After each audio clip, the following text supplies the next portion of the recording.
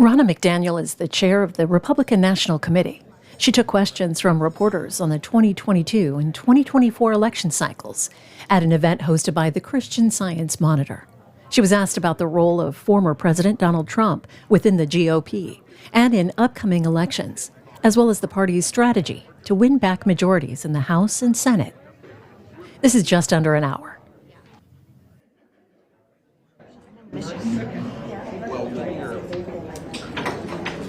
Get a call. You're welcome. I just did it myself. It's right here. There's been a while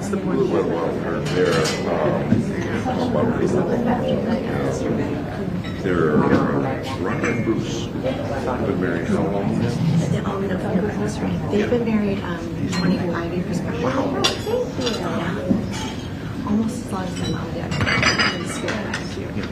Well, we've been. Okay, so, are we good? Okay.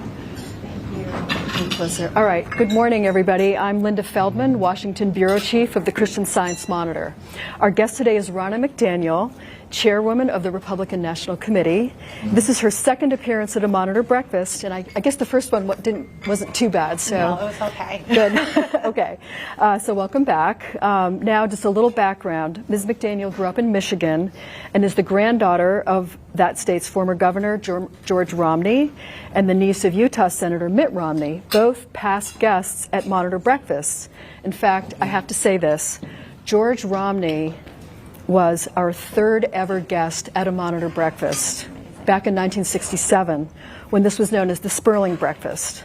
I have to also mention two Romney women, both also deeply involved in politics and who ran for office themselves. Ms. McDaniel's mother, Ronna Romney, and her grandmother, Lenore Romney. Yes. So between 2015 and 2017, Ms. McDaniel served as chair of the Michigan Republican Party, and during that period caught Donald Trump's notice by helping him win her state in 2016. And that launched her into the chairmanship of the RNC, which brings us to today. So again, welcome.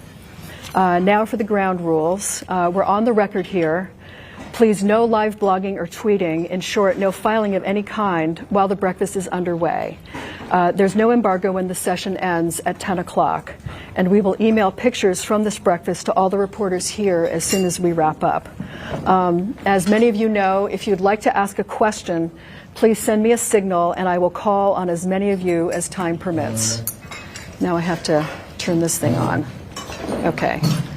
Got my recorders. Now, Ms. McDaniel, if you'd like to make some brief, got a lot of questions for you, so if you could make a few comments, the floor is yours. I only have 30 minutes of remarks. No, just kidding. I'm really excited to be here. Thank you, Linda. Thank you, John, a friend I've known for a long, long time.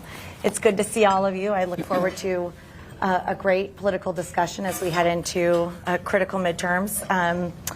I will just say something that I'm seeing that many of you saw 2 weeks ago in the elections is that Republicans had a really great night as we run on common sense issues. Education is a key issue.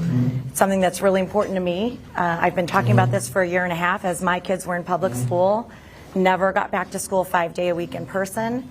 I'm still dealing with the ramifications of a junior in high school who really lost his freshman and sophomore year, and the stress of feeling like now I have to go to college and I didn't get what I needed out of the public schools, and my state failed me and my politicians failed me. I was not surprised to see what happened in Virginia on top of inflation, on top of gas prices. The American people are in a very concerned state right now. And as the Republican Party reaches out to these voters, it's common sense issues that they're dealing with every day that are resonating. And you're seeing that in your polling. ABC just had a poll with Republicans up 10 on the generic ballot. Quinnipiac just came out with one with Republicans up 8. These are the types of numbers we're seeing that lead us to believe we're going to have a really strong midterm. So thank you for being here, and I look forward. Actually, I don't look forward to taking your questions, but I will do that. All right, so I'll start with a few questions, and then we'll move to reporters around the room. And I already have a little list of people. Okay, great. So I have to ask you, do you still consider Liz Cheney a Republican? You know, the Wyoming GOP took their actions. Obviously, she's still a Republican. She's a Republican in the conference. But I get from a state party standpoint, when you have a congressperson or a senator who's not supporting your state party, who's not talking about electing Republicans up and down the ballot, you know, the thing about that everybody should be taking notice is the state party is the most grassroots body that a state has. These are people who are running in their district committee and they're going to their county convention and they're getting on their state committee, and they really represent where the party is in their state. So that was their choice to do that, and then the voters will make a choice in the primary in Wyoming. So in your mind, she's still part of the team. She's still got an R next to her inside name. the tent. Yeah. Okay. I wish she was talking about electing R's more, but yeah. Okay. So tell us about, so your relationship with Donald Trump is quite well known. He, you know, selected you to stand for election. You've won re-election every time. Is this your last term, or are you going to keep going? Oh, that's a loaded question, Linda. No, we don't know yet. Well, this is my third term, right? And we'll play it by ear after midterms. Okay. If we win, it makes it a lot easier to consider running again. Right. And then, so obviously, as of now, the atmosphere, the ground is quite fertile for a big win in the midterms next year. So what keeps you up at night? What could go wrong? What are you anticipating to make sure that you do get the good outcome that you're looking for? Well, for me, it's the nuts and bolts that the RNC does. I think about our ground game. Are we registering enough voters here? What are we doing to build offices? Because we are the nuts and bolts. I think many of you have seen, you know, in Florida, for the first time ever, Republicans just surpassed Democrats in voter registration. That doesn't just happen. That's the boring stuff that the RNC does. North Carolina, we're making big gains. Pennsylvania, I'm looking at our field offices that we're opening. And money keeps me up at night. Am I raising enough money to put the plan together to win in the midterms? So those are always the things that I'm thinking of, is how are we going to win in this election? I had a sleepless night before Virginia. Our modeling had Youngkin winning by about 40,000. We expected about 2 million to turn out on election day. We knew there were 1 million votes in the bank. We knew we had to win election day by about 55%. You don't sleep well on a night like that. So everything kind of panned out the way our data said, and that made me feel good about the team that we're building and heading into these midterms. Okay. Shirish Date from Huffington Post. Yes, good morning. Good morning. So let's just start out with this. Does the party, the RNC, in your mind, have a responsibility to make sure that your next nominee is someone who is not going to try to overthrow the Republic if he loses or she loses?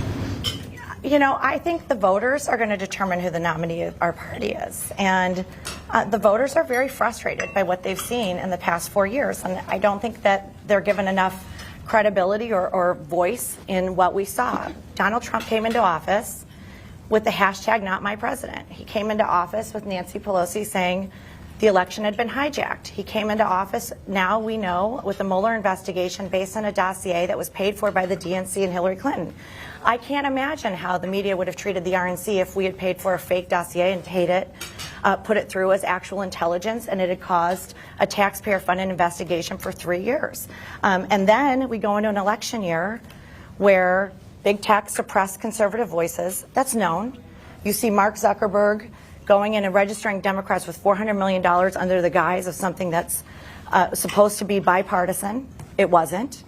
And then you have stories that were critical to the election, like the Hunter Biden laptop, suppressed, and media outlets being suppressed, and then laws being changed in the name of COVID.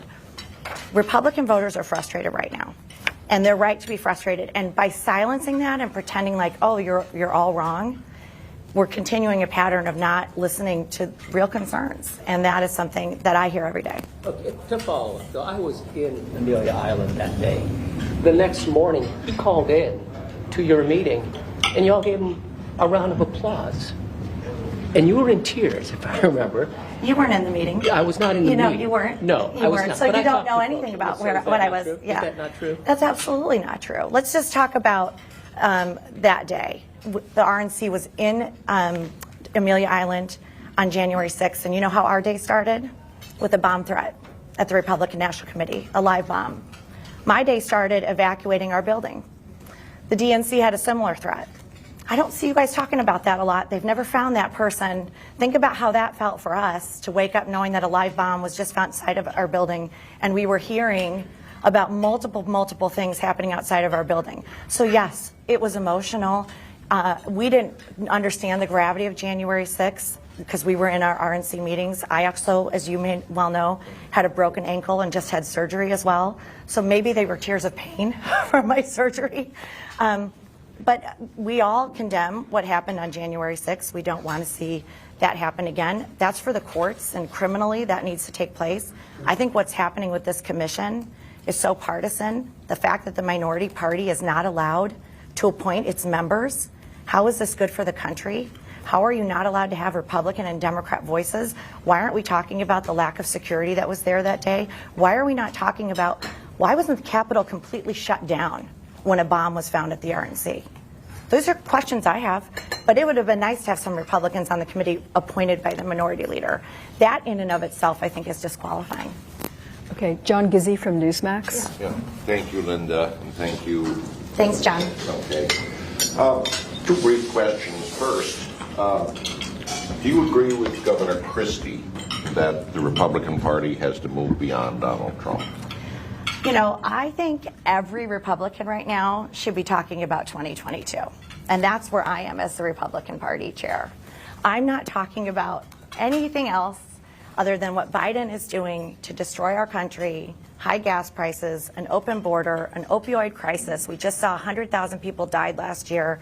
That correlates with the massive influx of opioids coming across our border.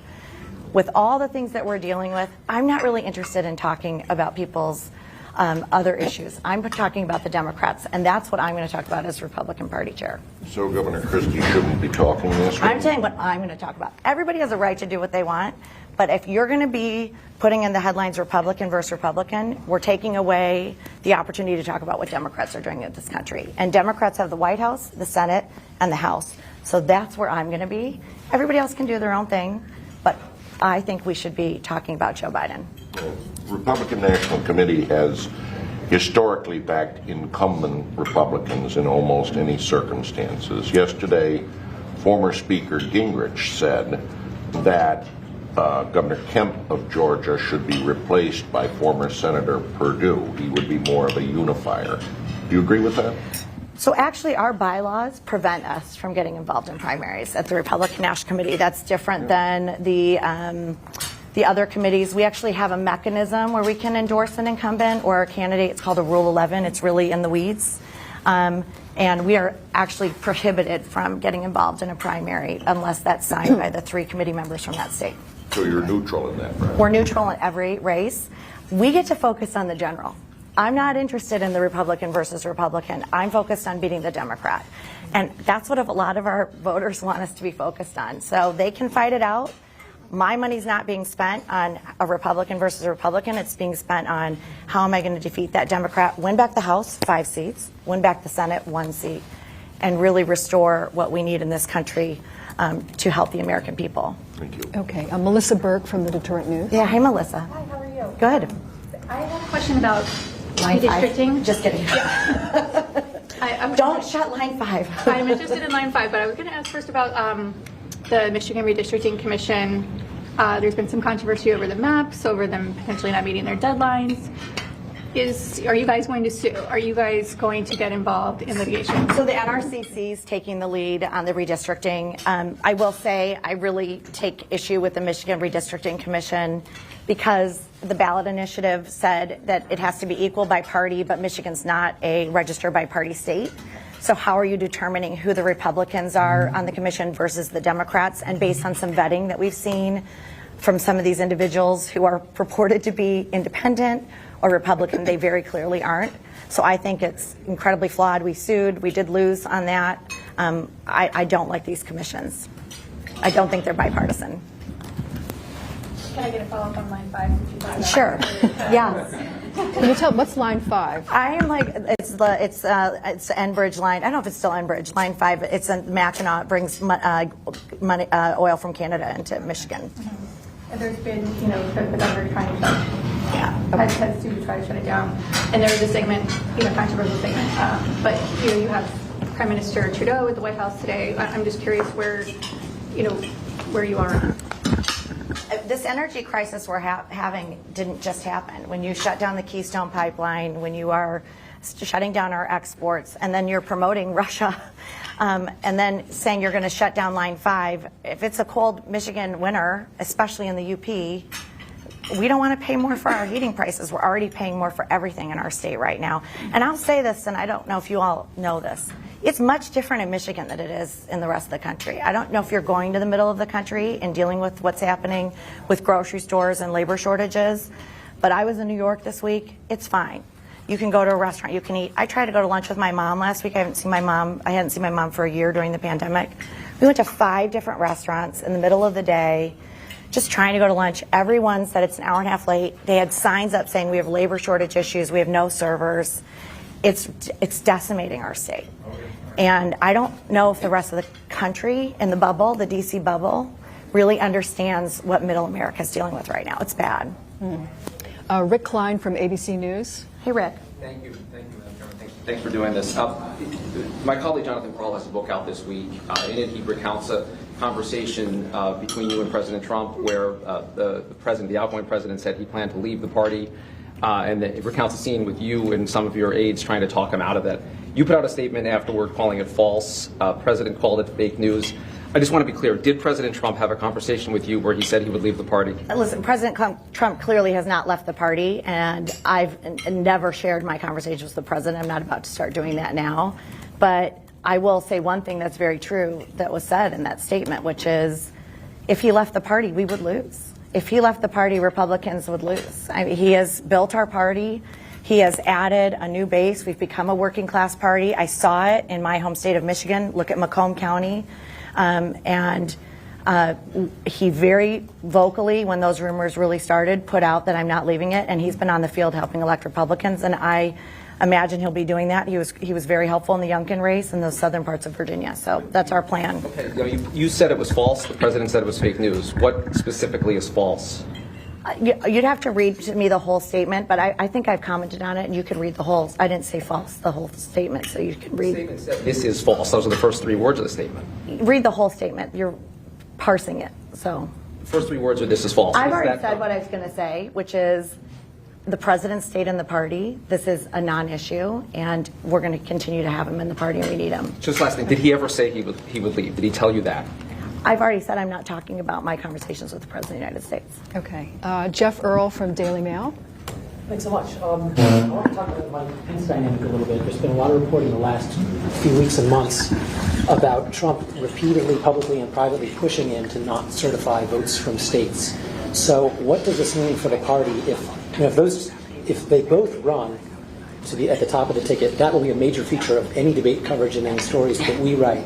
So what does that mean for the nomination battle, and what does it mean down ticket if the driving storyline is about whether Pence did the right thing? I mean, you're jumping a million years ahead. We've got 2022 first. I mean, I appreciate your question. I really do. And I know this is like fodder for everyone. What's going to happen in 2024?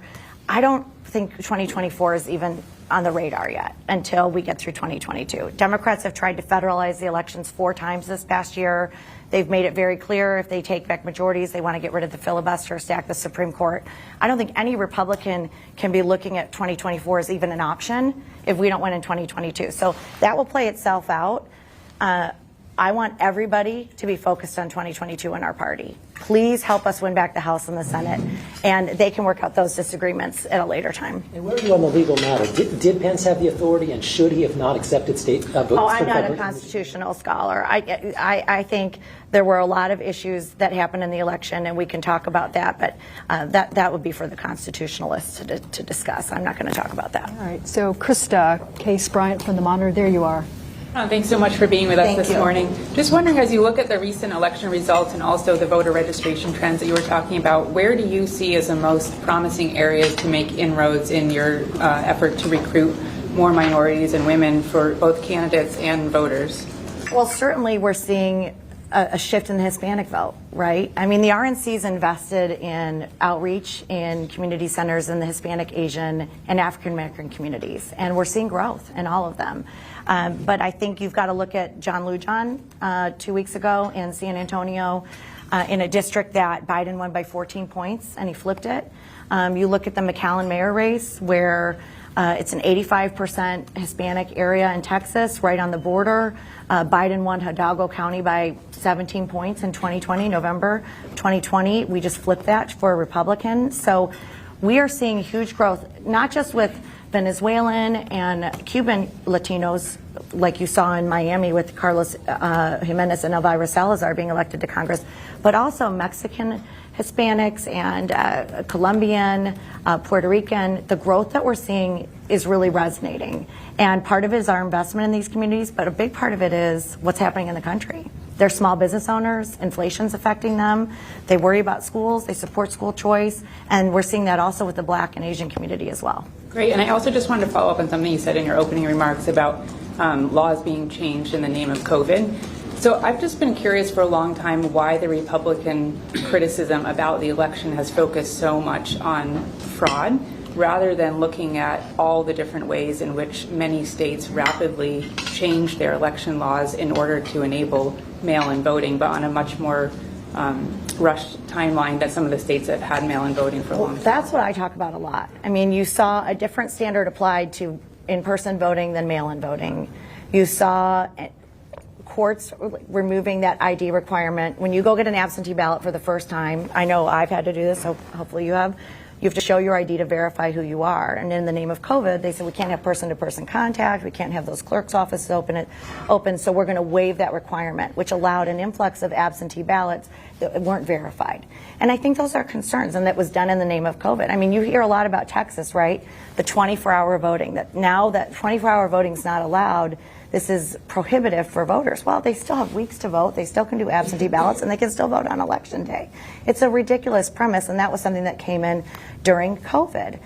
So I think governors had broad emergency powers like Whitmer, like Wolf, and then states like Nevada actually went into legislative session and called special sessions to change their election laws 60, 90 days out from the election, downgrading signature match. So those are the things we're focusing on. That's why laws are being changed at the state level. Like a level of Republican strategy, and I realize the RNC is one player in a bigger picture. Like, why are these things that you're mentioning not the top line? Why is it stop the steal? You know, because it seems like there's a lot more fodder. Well, this has been my top line. Okay. I mean, we were in 58 lawsuits, and everything we've talked about has been the degradation of a lot of common sense protections to the election because of COVID. And we need to restore our elections back to pre-pandemic protections. There were things that were done in the pandemic that Democrats want to codify, and we want a restoration and actual safeguards that make it easier to vote and harder to cheat. And that's what you're seeing in the Georgia law, the Texas law, Florida, other states across the country. Okay, Ketavan Gorjestani from France 24 TV. I just want to know how you strike a balance, because you mentioned the fact that, you know, if Donald Trump left, you would lose. But at the same time that a lot of your voters are focused on kitchen table issues. And we saw in Virginia that there is this balance within the Republican voters between, let's say, the rural voters who are maybe more inclined to follow Donald Trump and that side of the Republican Party, but at the same time, Youngkin winning back a lot of the suburbs that Joe Biden had won. So how do you balance this big tent, because you guys have a big tent too in the Republican Party, going into the 2022 elections? I think you talk about the voters, and it's not about bringing people in or who's here and who's on the you know, on the trail with the candidate today. It's what do the voters care about? And the Youngkin win was based on getting rid of the grocery tax, letting parents have a say in what their kids are learning or being taught at school, making sure that we're battling inflation and things like that. It was kitchen table common sense issues that won, and just taking that to every voter in the best mechanism possible. But for me, that's the key. If we're talking about issues that people are seeing, we're going to win. If we're talking about the Democrats' playbook, which they did in Virginia, January 6th every day. That's what they're going to talk about. The GCCC's put out that poll. This is what we want to talk about. This is what we're going to make the election about. It didn't work for them in Virginia. They didn't talk about the issues that matter to voters. And voters are really, really worried right now. And I see there's angst in this country. And the Republicans addressed that and found solutions. And that's why we didn't just win in Virginia. We won in Pennsylvania, in Bucks County, and outside of Philly. We flipped that county. We won in suburbs of Pittsburgh for a Supreme Court race in Pennsylvania. We won in New Jersey. We won in Maine, a mayor's seat. We won in Texas. I mean, the wins that we had were across the board, across different states, blue states, red states. And why? Because we're resonating with the American people, because we're talking about the voters. But are you worried that in some areas or with some candidates, they're going to, because they're not all the same, they're not all Youngkin, they're not all going to talk about school, and a lot of them are going to talk about the election, the fraud, the voting. Are you worried that that messaging is not going to work as well as the... I think the message has to be customized to the state and actually down to the voter. I mean, the RNC does that. We're customizing it down to the voter. So every door knock is getting a different message. So, but I think you've got to make sure that you're doing what works in your community and talking about the issues that resonate. I don't think in Florida what happened in the schools are going to be an issue because Ron DeSantis kept his schools open. My brother's daughters got to go to school. They got to go to homecoming. They had a normal life. My kids didn't. They aren't behind a year in algebra or geometry. My kids are. Things that we're feeling are much different than the kids who were in red states run by Republican governors. So those issues won't resonate in a state like that. Okay, Juliana Schäuble from the German newspaper Der Tagesspiegel. Thank you. I'm still interested in your answer to the question of the female vote, how important it is for the upcoming elections. And my other question is, you say you don't want to really talk about 2024 and Donald Trump that much, but his base does, and he tours the country, and many of them tell us that it's not the Republican Party anymore, it's the Trump Party. What do you say to them? Well, I think there are certainly voters that came to the Republican Party because of Donald Trump, but they also turned out for Republican candidates last week, and he's a big key to that. So it's a whole party, and they recognize that they want to tackle energy independence. They don't want an open border. They want freedom to have a voice in their kids' school without being called domestic terrorists. I mean, if you look at the issues, it's the Republican Party, but Trump is a big factor in that, and he's going to be critical to us winning in the midterms. But you're not concerned if somebody says, this is not the Republican Party anymore, it's not the party we knew, it has changed, we don't... Whatever anybody says, as long as they're voting against the Democrat, I don't care. Right now, whatever it takes to get us to win back majorities. So if they say I'm voting because of this or because of that, we want you, because right now, where our country is, we need to win these midterms. The female vote? The female vote, sure. How important is it? Very important. If you look at Virginia, I think Nova is a tougher area, right? Fairfax, Loudoun, that's not where we're going to see as much movement in the suburbs. But you look at Richmond, if you look at Chesterfield, if you look at Henrico, you look at the areas where we really won in those suburbs, and we're winning back female voters on issues that every voter cares about. I like treating women like the whole voter. We're not just single issue voters. So women do care about, obviously, the schools, what's happening in the grocery stores, gas tax, or the gas inflation, and that's how we're winning those voters back. And we saw it in Virginia, we saw it in New Jersey. Okay, so to my left, Story Hinckley from The Monitor. Hi. So this is just a quick follow-up on what Krista was asking about. You know, I think that the Virginia governor's race really dispelled a long-standing assumption that when voter turnout is high, Democratic candidates win. Voter turnout was really high, and Governor Youngkin won. And so I'm curious, you and other prominent Republicans have voiced strong opposition to measures that increase voter access, such as absentee ballots.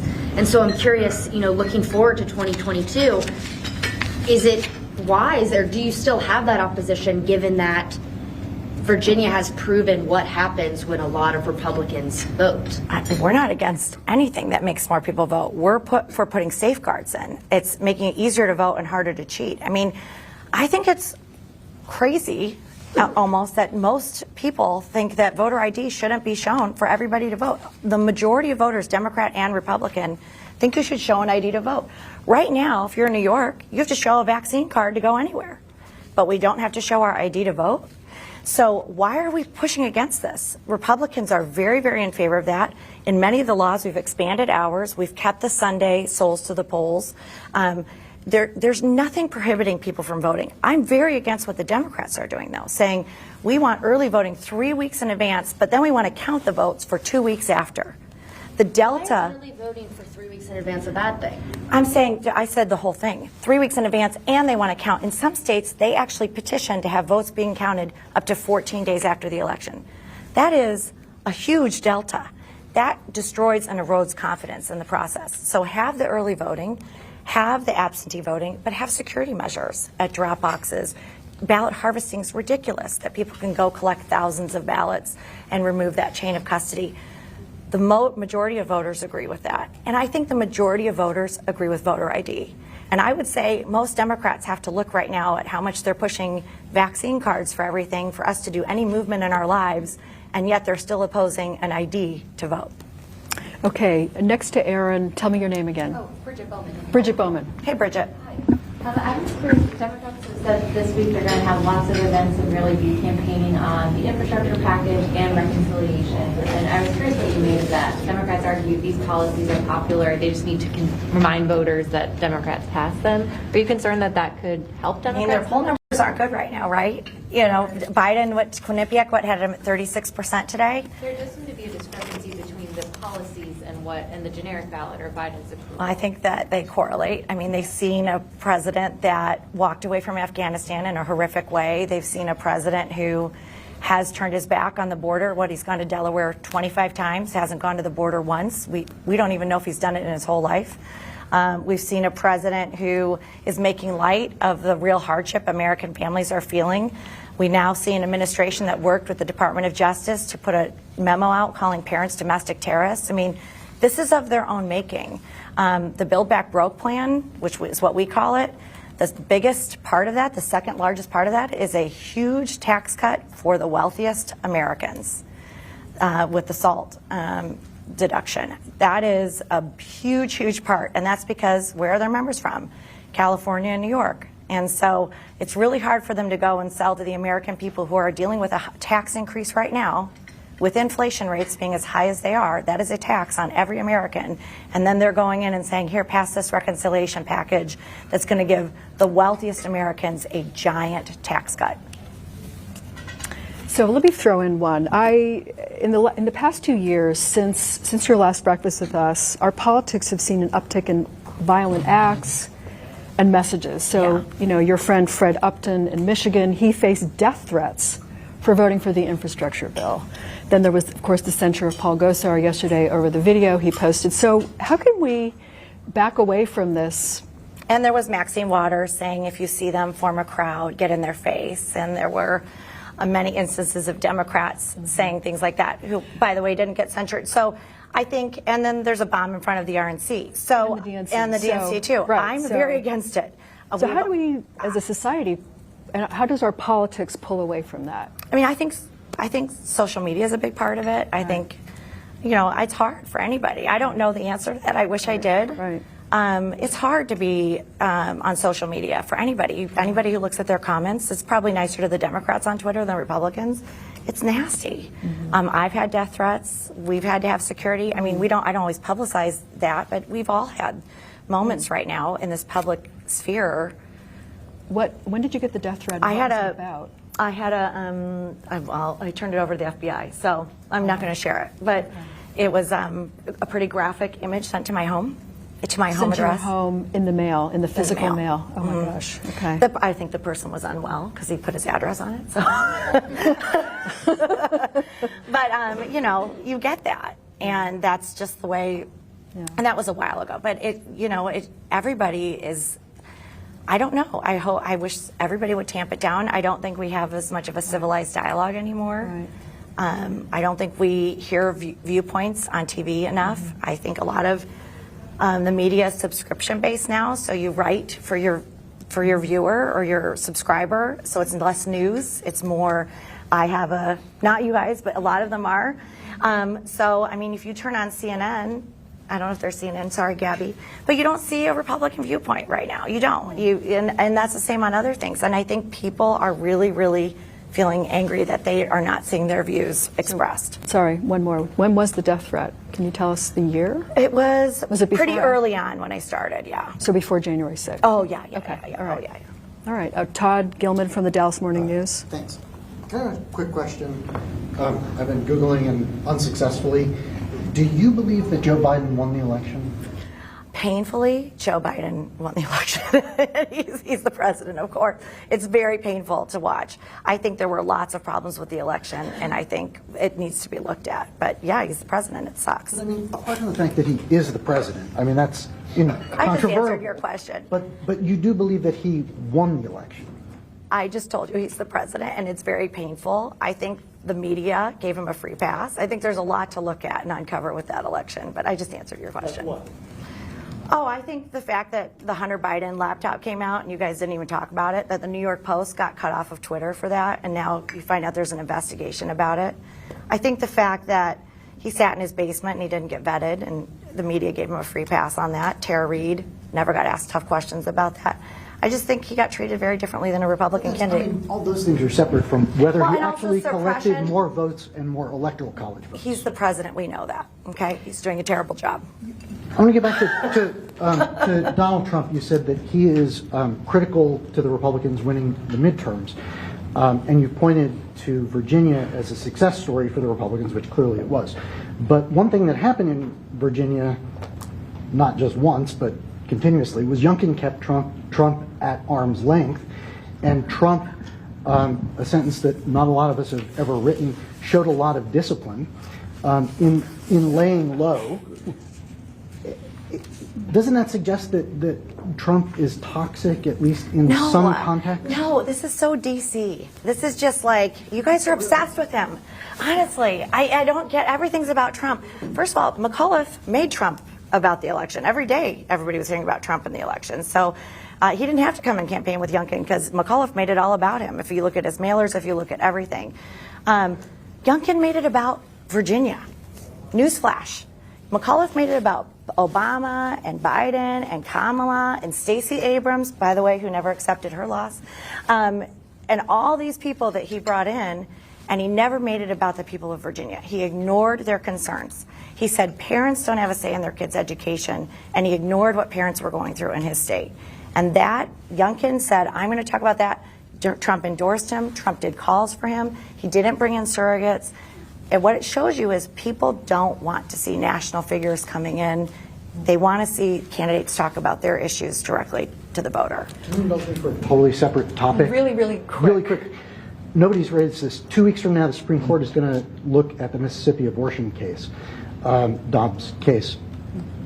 If the Supreme Court does strike down or radically rewrite Roe v. Wade, which side, which party does that energize more? You guys can write about that. You're the press. I mean, I'm not going to get into hypotheticals of what the Supreme Court's going to do. Paul Bedard from the Washington Examiner. Chairwoman, I want to ask about your new relationship with Log Cabin. But on Trump-Youngkin, is the value of the president in a race where he's not a physical presence, that he kind of signals to his base, which is fairly large, that this guy's good or this woman is good, and that's what's helpful. I think I've said all along, Trump's going to be critical in turning out voters in the midterms, and he's a huge factor in our party. If you look at his popularity, if you look at the polls, they're going to be looking to him, and there's going to be other leaders in our party too that are going to help, but it's going to come down to the candidate connecting with the voter on the issues that matter to them. That's what it's going to be. And we have great issues to run on right now. Talk about this relationship with Log Cabin. I mean, there's a history where they were kind of kept at arm's length. The Trump family has embraced them. Melania won the award. Grinnell's kind of an unofficial ambassador, and what that means. Can you talk about that? There's no partnership or coalition, so I don't. We've talked to the Log Cabin Republicans. We've done things with them in the past, but we don't do any coalitions with any group. We can't legally. So I think that's a misnomer that's out there. So you're not doing anything with them? Well, we've gone to their events, but we can't partner. We can't legally do that with any outside group. Okay. So to your left, I'm sorry, in the pink sweater? Hi. Oh, Gabby Orr. Hi, Gabby. You mentioned earlier that the RNC has an obligation to be neutral in primaries, and obviously that would stand for the 2024 presidential primary as well. Back in 2020, when there were potential primary challengers against Donald Trump, you said that they would lose horribly. I'm just curious how the RNC actually plans to balance the neutrality that you say the party is obliged to have if Trump does run with the loyalty that we know he will demand of yourself and others in the party's election apparatus. I know you guys love jumping to 2024. I'm just not going to go there. Earlier that, it's part of our bylaws. The bylaws of the party are you have to stay neutral. I mean, that's just the way the RNC is written. So that's part of the role of the party, but we're not focused on that right now. We're focused on 2022. And I know everybody in DC and the press, I'm going to tell you, the American people aren't thinking about 24 right now either. They are thinking about their gas prices, their empty grocery stores, all the things that they're dealing with. And it doesn't seem like anybody seems to be catching on to how bad it is right now in middle America and rest of the country. And they're not interested in who's going to run in 2024. Really? Well, I think a lot of Trump's base. I never hear that question. Really? No, when I'm around with grassroots or at my grocery store. I mean, I was at a restaurant the other day, and the hostess just started tearing up about how bad the conditions are right now to work in. That they're totally understaffed. They almost had a walkout of 25 on her shift. I mean, go talk. This isn't me. Go talk to anybody right now in retail, in a restaurant. Maybe not here in DC. I don't know what it's like here in DC, but in my state, it is brutal. And I'm worried I'm going to see local businesses that I've loved close because they can't find staff, and the cost of everything is getting worse and worse and worse. Can I just ask one more question, unrelated to Trump? Based off the abortion question, there's been a lot of debate inside the Republican Party over how big of a role social issues should play in election messaging. I'm curious, after Virginia, seeing some of the messaging that Glenn Youngkin had on parental choice in education, transgender students, critical race theory, what is your take on the role that social issues should play?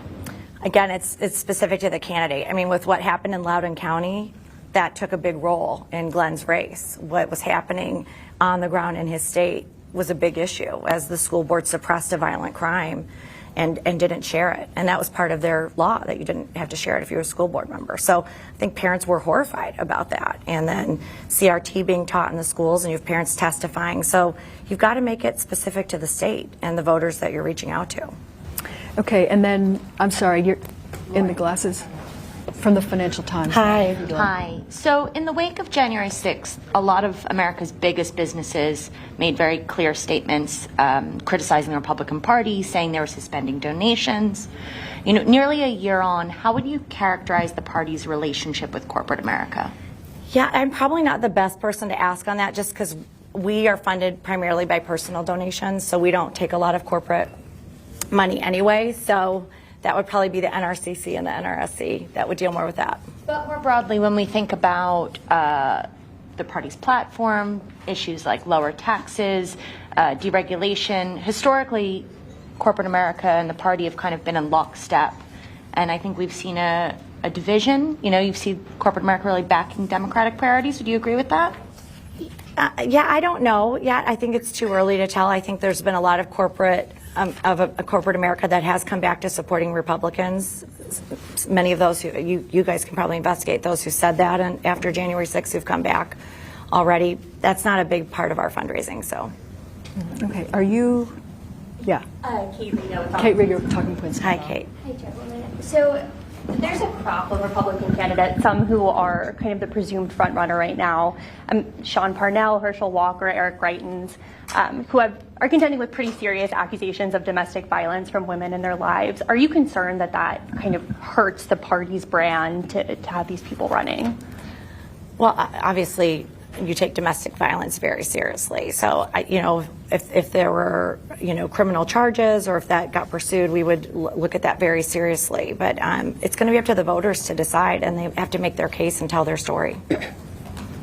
Elena Treen from Axios. to the right. Hi, Lena. Thank you, Chairwoman. I have a question about how you and the party feel about the bipartisan infrastructure bill. I know 13 House Republicans voted for it, 19 Senate Republicans, but it's also, we've seen the former president's statements railing against those who have voted for it. We saw leadership in the House whipping against it. And this is obviously becoming a huge issue now as a messaging point that's kind of dividing people in the party as well. I'm curious what your thoughts on the bill are and the chaos. My thoughts are it just makes me more motivated to win back the House and the Senate so that we can set the agenda and put things on the floor. And when you see the control that the Democrats have, especially with the reconciliation bill, which I don't think will get any Republican support, it is very, very motivating. So I'm going to keep my eye on how do we win back those seats, and that's my job as party chair. Do you think it was a mistake at all for any Republicans to vote? I think for it was that a mistake package? for Democrats to put forward this reconciliation bill, and I think it's terrible to have them in leadership. So that's what I'm going to continue to focus on. My question's about the infrastructure bill. Yeah, I'm going to focus on going after the Democrats. I've said that all along. We've got to make sure we win back the House and the Senate so that we can control those agendas. You don't have any answer on infrastructure? Yeah. Okay. All right, to your left, Aaron Navarro from CBS. Hey, Aaron. I know you mentioned that NRCC is taking the lead on redistricting, but looking at the overall cycle so far, we got many states to go. What are your thoughts on how it's been going? Do you feel Republicans have been pressing their advantage appropriately in states like North Carolina or Ohio? Yeah, 2020 was definitely not a mandate for Joe Biden. Obama and Holder worked for 4 years to flip state legislatures ahead of redistricting.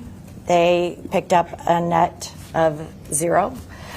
We picked up 135 seats across the country at the state legislative level.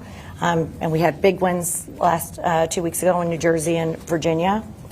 And as a result, you're seeing these maps be drawn on top of the fact that Republican governors have done so well that those are the states where the growth happened. Texas, Florida, North Carolina, although North Carolina doesn't have a Republican governor, but it did. And that's where you're going to see the growth. So I think the maps look good so far, and I think they've been done fair. And on fundraising, not every House candidate has the funds of a Glenn Youngkin. And that was a narrative last cycle for House races that Republican challengers were not able to compete in terms of the fundraising compared to Democratic incumbents. What role can RNC help with that at all, with kind of boosting their fundraising? We're helping with that right now with our voter registration efforts, with the ground game we're building out. We already have offices open across the country and staff in the battleground states. So we're the turnout machine. We're the nuts and bolts. We're the infrastructure. There, I said infrastructure. We're the infrastructure. That's why I always say we build the road so the cars can drive on it. And that starts years in advance. And we have not picked up. It doesn't just happen that you overtake the Democrats in Florida on voter registration. So that will be a huge help. And then obviously Win Red, the RNC doesn't own Win Red, but having that small dollar fundraising vehicle that opened after the 2018 midterms has been key to compete with Act Blue. And we'll be helping candidates up and down the ballot. So tell me, how often do you talk to Donald Trump?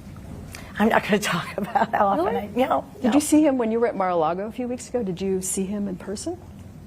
Yeah, I was at Mar-a-Lago a few weeks ago. How'd you know that? It was in the paper. Oh, it was. Yeah, of course. I talk to him and I see him, but I'm not going to go into our conversations. Okay. Yeah. So you're not going to give us your sense of how he might be thinking about 2024? No, he can do that for himself. Okay. So everybody's been great about not hogging the floor. Melissa, do you want to? So we've got a few more minutes. Yeah, I just have one more. I was curious about, recently Donald Trump did put out a statement saying that he wanted to see the entire Michigan state legislature replaced. He has gone and started to endorse a lot of challengers to incumbents. Can you talk about, do you want to see all those incumbents potentially lose their jobs when they've got so many? As I've said, we have to stay neutral in primaries for a very right reason, because when they're, and I always use the Kelly Loeffler, Doug Collins example, when you have a very combative primary, if the party takes a stake in it's really hard to bring them back together in the end and say, let's make peace and focus on what we actually need to do, which is win. And that's why we have to stay out of it. It makes sense. It helps bring and we're going to have some contentious primaries. We've got really competitive fields in Ohio, in Pennsylvania, in Arizona. So at the end, we're going to have to bring everybody back together and say, all right, let's regroup and beat the Democrat. And the Michigan governor's race. And the Michigan governor's race, which has the four candidates in right now, I think. 3. Is there any chance you jump into that? There is no chance I will be jumping in zero. there's 0 chance I will be jumping into the Michigan governor's race. What about the old girl, Mitch McConnell? Do you need to replace? I'm not looking for any Republican to be replaced. I'm looking for Chuck Schumer and Nancy Pelosi to be replaced. Kadia Goba from BuzzFeed, to your right. Hi. I know you said that you want to focus on Democrats, but Republican candidates keep talking about 2020. How much should Republicans talk about the past election and the fraud involved? Well, I think we have to talk about the things that people saw. I mean, when you have poll watchers say I was turned away and the frustration that I saw, and I have friends who said I went to this polling place and I was turned away or it wasn't run well. We have to talk about that because we've got to fix it and we've got to assure our voters that we're looking at that and taking it seriously. But you can walk and chew gum at the same time. We can focus on that and focus on 2022. Do you think it should be a big part of their candidacy, or? I think you've got to do both. We've got to assure our voters that we're putting processes in place that will make sure that the election is fair and transparent. And I think with COVID, there were a lot of changes made, either through emergency orders or through courts, and we want laws restored to pre-pandemic, the pre-pandemic standards. Great. So we've got 2 minutes till 10. If anybody wants to throw in a quick one. Oh, darn. I should have filibustered more. Annette from Handelsblatt. Germany. I'm interested that the pandemic is so polarized and politicized. Like we see that in Germany as well. You, as a mom, when you see vaccinations for children, letting them wearing masks at school, what do you think about it? And why can't the U.S., a developed country, a rich country, cannot do more to protect the most vulnerable I would ask people? Joe Biden that. I mean, he was handed a vaccine. Well, in the States, they're a Republican government. But I will say this. Listen, my kids are vaccinated. I'm vaccinated. I had COVID. Part of my 16-year-old getting vaccinated is Joe Biden said, no, get vax, no mask. Remember when he said that? Remember his catchy statement? And then I said to my 16-year-old, hey, if you get vaccinated, you don't have to wear the mask in school. And now he's wearing the mask in school. He hates it. But it's better than not being in school, which is what he was. He was virtual last year. That's better than that. I think every family is struggling right now. I do not think it's political. I think Joe Biden failed to take this wonderful vaccine that Donald Trump gave him and put together and sell it to the American people. And now he's created this, if you're not vaxxed, you're a bad person narrative, and pitting Americans against each other instead of saying, if you're not vaxxed, can I have a conversation with you about why? And can I get you to go talk to your doctor? And can I treat this concern with a valid conversation instead of just demonizing you? Because if you do that, people respond much better. But right now, it's either you're bad or you're good. And that's not fair to people who have legitimate concerns. It's just not fair. All right. Perfect. It's 10 o'clock. Thank you. You made it? I did. Thank you very much for coming, and I hope you'll come again. Thank you. Thank you for having me. I wish there was alcohol in this. I don't drink, but I'm a Mormon. I don't drink, but still. Too early. A little too early. Yes. Tell me, I've got to go. I've got to go on a television show in 30 minutes. From what goes on. Yes. I mean, to be honest.